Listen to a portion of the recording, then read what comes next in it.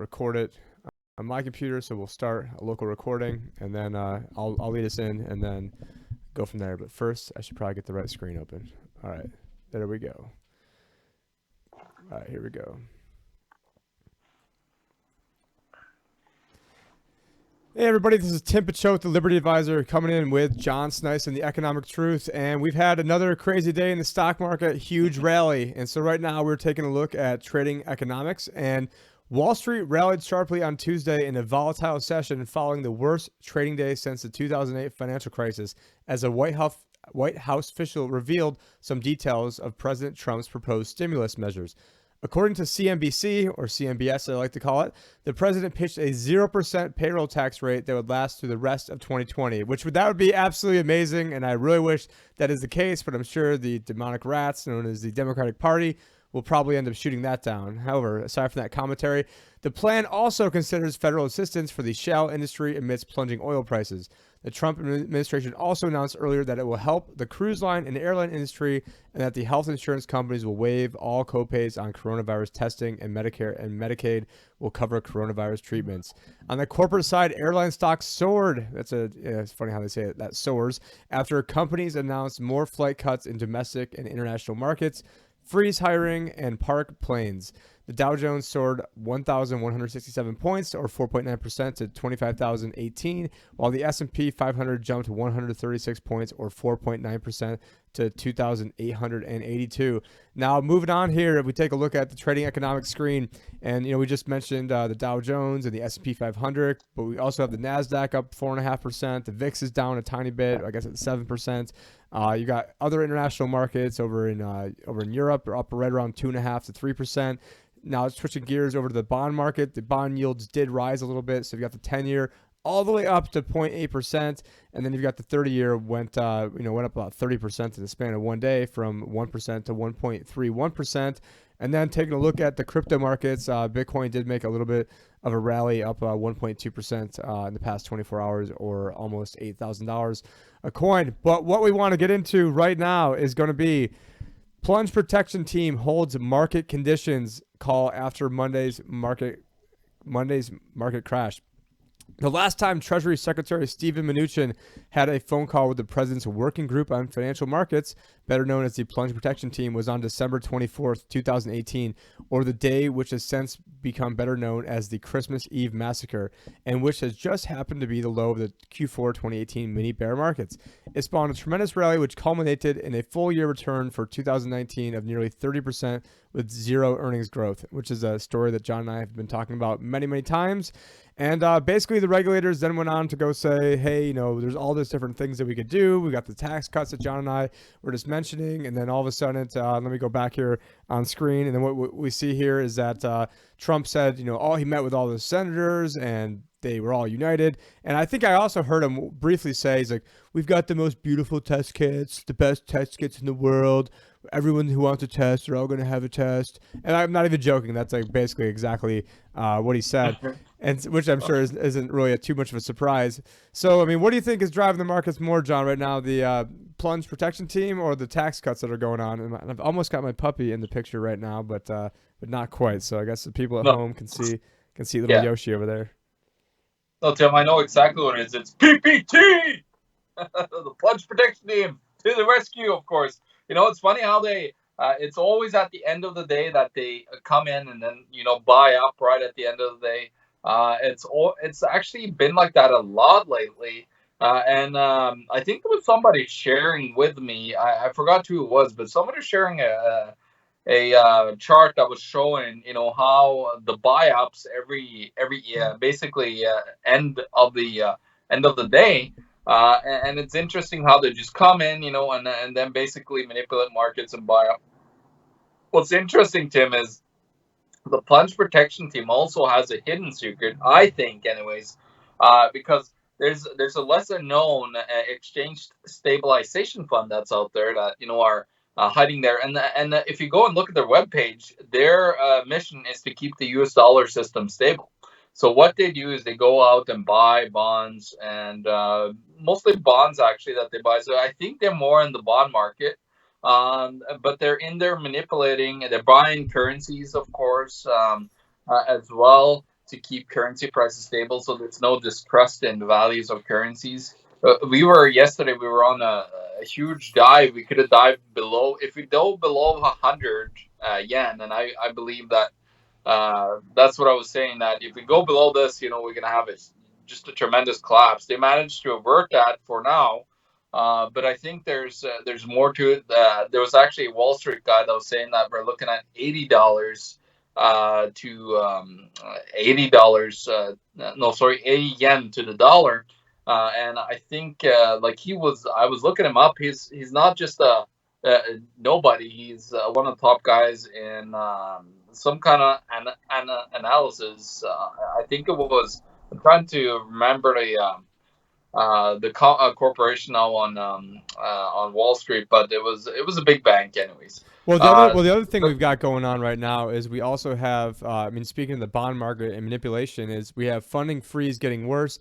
Dealers demand record 216 billion in liquidity from the Fed repo. So we are reading a Zero Hedge article right now, and this was mainly from the term repos, which had already extended from 20 billion to 45 billion. And for those of you at home, a term repo, usually the repo markets are just overnight. It used to be just overnight lending facilities. Now they've extended them out, sometimes 2 weeks, sometimes 32 days. And what we see as we're going down here on screen is that there were, coming down here, is that, there was demand for over 213 billion. And a lot of it came from, over here in the term. So 213, is that today, Tim? So that was March 10th. So yeah, that's going on today. But also, that was that's today. Yeah, because the numbers that I looked at was more like 168 billion. With the that was with the 2 week term, and also with the overnight repo. Well, that's so not what it was oversubscribed, so they didn't actually. That isn't. The okay. That was got you. That So was they actually accounted for the oversubscription. Okay, I got you. Yeah, and I've got my puppy in my lap right now, but the people can't fully see him right now. But I think the last thing we really wanted to cover here in this report was whether or not the White House. So the White House, they've got a plan. So hold on to your seats, everybody.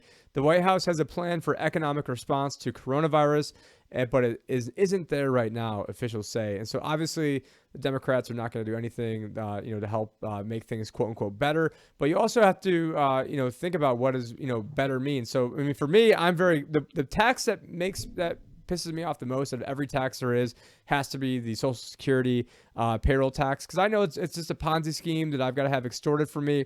As someone that's self-employed, you're looking at it's 15.3% right out of the gates. So before state or federal or any other taxes are even counted, I've got to lop off 15.3% that then goes into the Treasury Social Security Fund. But that fund is a filing cabinet in West Virginia in the Office of the Debt that is literally not that much bigger than the filing cabinet behind me. That is just a filing cabinet in West Virginia that holds IOUs is literally what Social Security is. So the fact that we have 15.3% of all income taken right at the top of the first, I don't know, it's like 110,000 or something. That infuriates me. So if Trump wants to bring that back down to zero, I'm all for that. Basically, if you can print money anyways, why is there even taxes to begin with? Because, well, we already know the answer to that. It's about control, not about the money.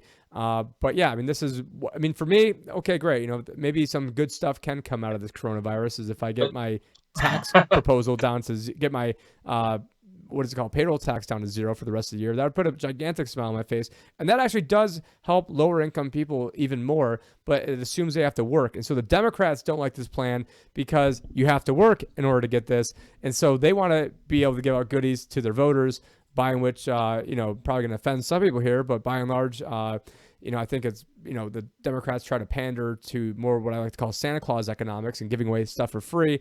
And so they'd rather give stuff away to people who aren't working, whereas the Republicans want to give stuff away to free or people that are. It's not even giving away for free. It's just you're stealing less of my money. Let's be honest about this, John. Yeah. No, it's Tim. Actually, today I was on the phone with my mom. I was talking to her because there's a lot of coronavirus is spreading all over Norway now. There's half of the cases that's in the United States, and Norway has only 5 million people versus 330 million in the U.S. But as I was talking to her, the Prime Minister and the Finance Minister of Norway came online. It came on TV in an emergency broadcast, and they basically said that because people were told that if they get laid off, or if they have to take time off, they would only get 66% of their paycheck if they were quarantined or whatever. Then the government comes in and says that, hey, we'll pay the whole bill. We'll give you full salary if you're quarantined. So basically, the government is going to flip the bill. Then the finance minister came out and said that we're going to bail out every single corporation in Norway that is struggling right now because of the coronavirus. And of course, you have that. It's hilarious. So, like, all these measures are coming out all over the place. They're even going to cut taxes. They were talking about cutting income tax in Norway. So we'll see what comes out of it. Taxes, I'm all for. Cut it to zero, please. But any of these bailouts that's coming around now, and of course we talking about that yesterday about massive subsidies that the sectors in the United States has, of course. But I think, Tim, what's going to happen here is there's going to be more turmoil throughout the week. We're going to see bigger. I think we might see some bigger ups and downs that we've seen potentially. So just stay tuned for that. And I would just hold on for dear life onto good assets like gold and silver, physical metals. And have some crypto, in case of bank failures, because they're coming. They're starting in India. They're been in Lebanon recently, bank runs and bank failures. Lebanon just defaulted on their debt as well to the IMF. So there's a lot of things happening out there, and things are starting to crumble underneath the surface, Tim. And I think that's what people need to be aware of. Yeah, things are starting to crumble, and what we're going to do is we're going to finish off this video right now, so I appreciate you guys watching, but then we're going to stick around if there's any potential Q&As, and then we're going to start video number 2. But anyways, thank you guys for watching. This is Tim Picciott, the Liberty Advisor, joined with John Snice and the Economic Truth, and until next time, which it actually is about 5 seconds from now. All right, cool. And actually, I didn't have our streams pulled up while we're going on, so if you guys are watching us, what we're going to do now is we're gonna do another one of these podcasts on the energy stocks. So let me make sure that we're going live to my channel. So yeah, it looks like we are going live. Looks like there's 4 energy people. Stocks. Okay, so cool. I'm just making sure that this is working. But yeah, no, it looks like that is working. Let me pull up round 2 here. All right, there we go. And actually, I guess there's a little bonus time over here.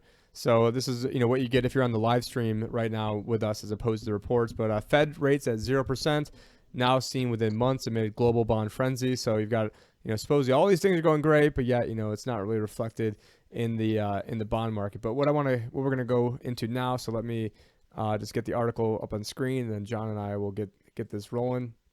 So I'm gonna start this in 3, 2. Hey everyone, this is Tim Picciott, the Liberty Advisor, along with John Snice and the Economic Truth. And today we are here for, this is still part of episode 6, but what we're doing is we're taking these live shows, and then today, for instance, we're going to chop it up into 2. So this is report number 2. And today we're going to talk about a problem that I actually think is bigger than the stock market problem, and that is the bond market problem. And then you get into what's the biggest probably segment of the bond market that's in trouble, and that would be collateralized debt. And then you get into what's probably the worst of the collateralized debt, and that's probably the energy company bonds. Because shale in particular. Yeah, in particular. So it's like one of these little Russian dolls that we open one up, and we're just getting a worse and worse and worse and worse, as we're getting into here. And so I've got an article right now from Barron's, and it says high yield bonds are sinking as bankruptcy fears hit the oil patch. And what we're seeing is the riskiest shale oil drillers and pipeline companies could be entering a vicious cycle of investor losses amid rising borrowing costs. And so junk-rated bonds of U.S. oil and gas drillers were already tanking before oil prices expectedly dove over the weekend, thanks to a surprise war between Saudi Arabia and Russia.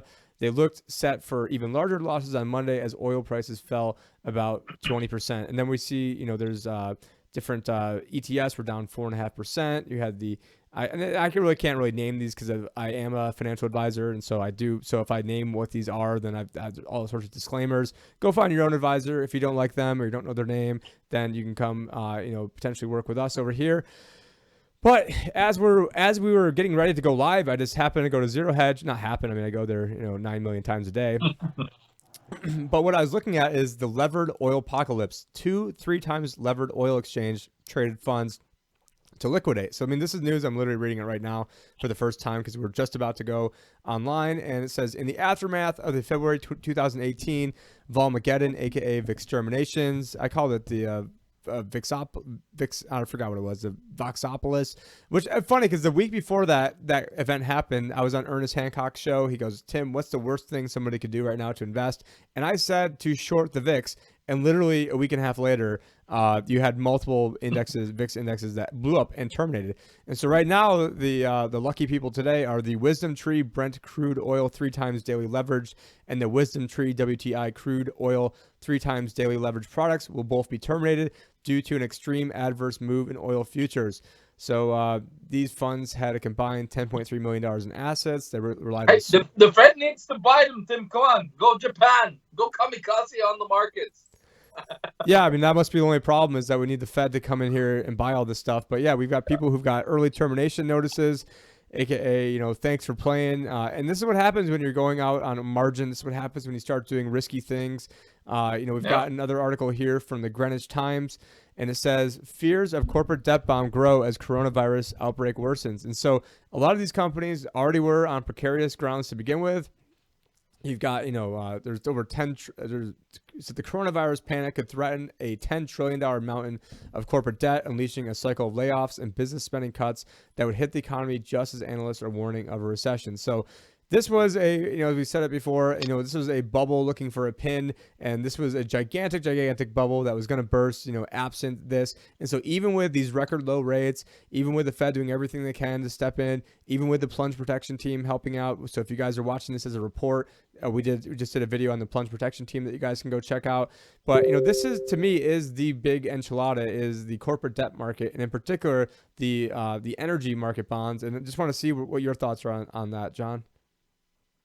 No, it's Tim. What's happening here is, of course, and this has been a problem all along. The shale, the possibility of shale oil was created by cheap debt in the first place, and now, of course, the debt has been cheaper and cheaper. But the problem is they levered and levered up. But now the oil is so cheap as well, so it's not workable anymore because basically shale oil is anywhere from $60 to $90.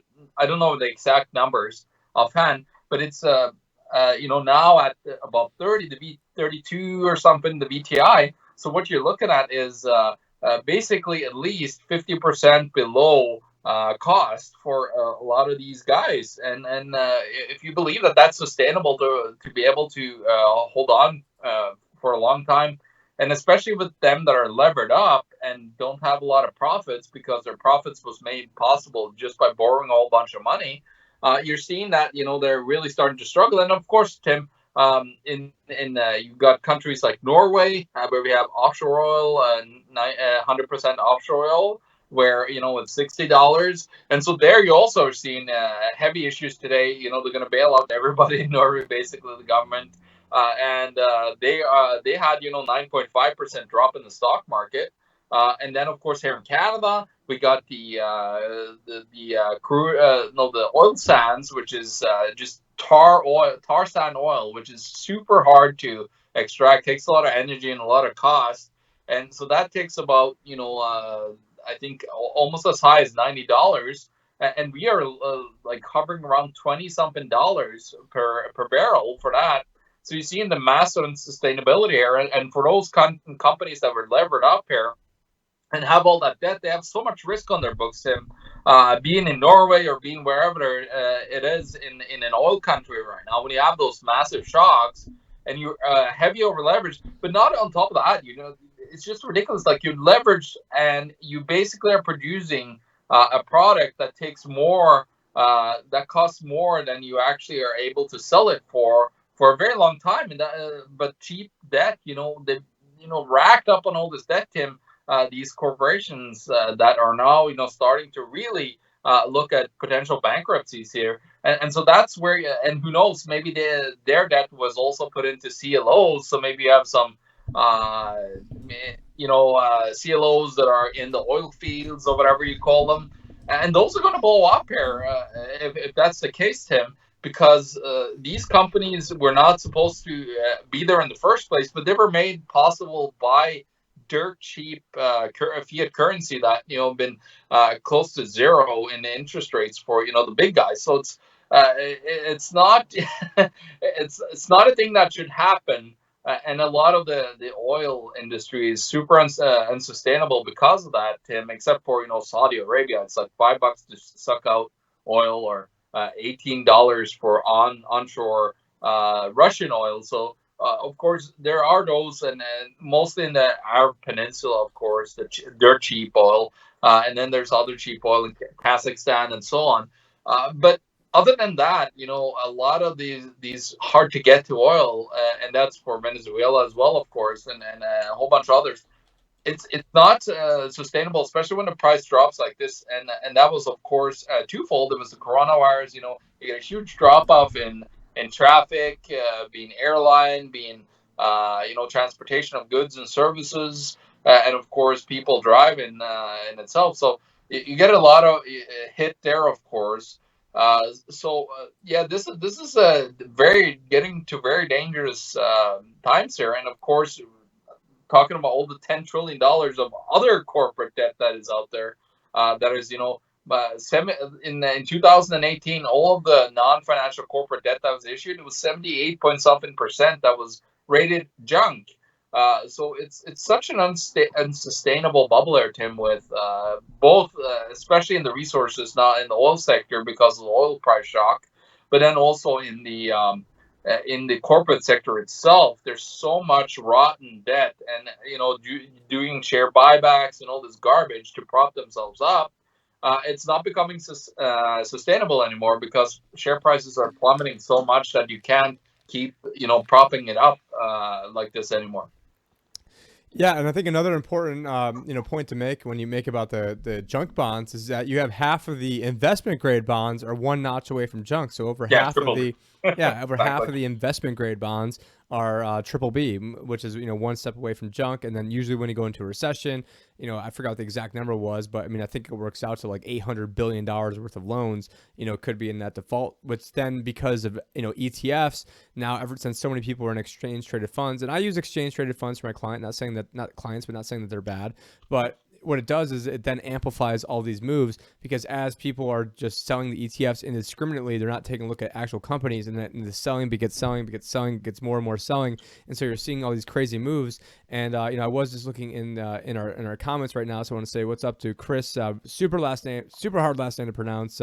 Sizapansky. I don't know. So no, different Chris that starts with a K. So I want to say what's up to him. Thank you for the comments live. But yeah, he's commenting about what an insane day in the Dow. Plus 1,200, minus 200, plus 1,000. It's insane, and it was insane because I remember seeing it opened up, limit up, and I think Zaffoy just wrote haha. So he's in the Discord right now. And what I want to say is, guys, if you guys are financial economic geeks, you definitely want to check out our Discord, especially in the general area. I mean, we just have so much firepower that's in there that's amazing, and it's something new that we just started. Actually, I think right at the beginning of the year. So pre-coronavirus, we got this baby kicked off and rolling, and then I went to Acapulco, then came back, and the whole world's on fire, and so we never really had. Well, I guess the world was on fire to start the year with Australia. So, but anyways, you guys got the link.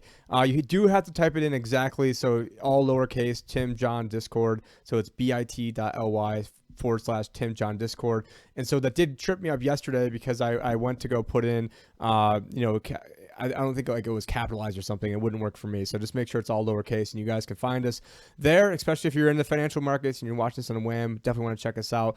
But anyways, I think that kind of wraps it up for what we wanted to talk about in terms of what's going on in the oil markets, because I think the bigger story, because people aren't really talking about the oil bonds, they're talking about the oil stocks, but to me the oil bonds are even a bigger issue. The debt, exactly. And the debt, in general, the debt is just a bigger issue.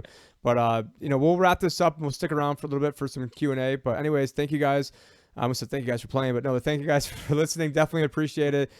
This was streaming live on Tim Picciott, the Liberty Advisor channel, because time to time there's different videos that Josh does, and we can't mess up algorithms. So if you guys want to, whereas I don't really care about the algorithms because I don't have very many people following me. So if you guys want to go check me out, that would definitely be awesome. And where can people find you, John? They can find me on theeconomictruth.org or The Economic Truth on Facebook. Or they can find me. Actually, I think we're gonna set up next time, Tim. So we're gonna stream from my YouTube channel that I have as well. So we'll get that going as well, Tim. Just go to theeconomictruth.org or go to our Discord. You'll find me and see what kind of shenanigans I'm up to. Yeah, we'll see what Tim's shenanigans he's up to. Anyways, for now, it's Tim Picciott and John Snyson saying farewell and talk to you guys later. Bye. All right, so we are still live. Let me cut the. Yeah, so we're doing Q&A now, right? Yeah, I don't. Do you guys have any questions? I'm on the YouTube. I mean, there's not. I think we had like 5 people watching, so I'm not sure if we have any questions there. I'm not. Let me log into Facebook to. See, yeah, looks like we don't have. Okay, there is a comment from Henry Jones on Facebook. Oh, of course, you get an ad. Cheers, Tim and John. Powers that be are going crazy in liquidity challenges. People look at the stock market, but yields are being totally suppressed in the bond market. Yeah, absolutely. I mean, and they can suppress it because they, the if guy you're able to buy knows. the bonds, if you're able to buy the bonds, you can control what's happening in the bond market. But anyways, we're gonna cut this now. Thank you guys for watching. If you are watching the replay, guys subscribe to those various channels we mentioned or join the Discord, and then that way you guys will be up to date on everything that we're up to. Take care, guys. Have a good one.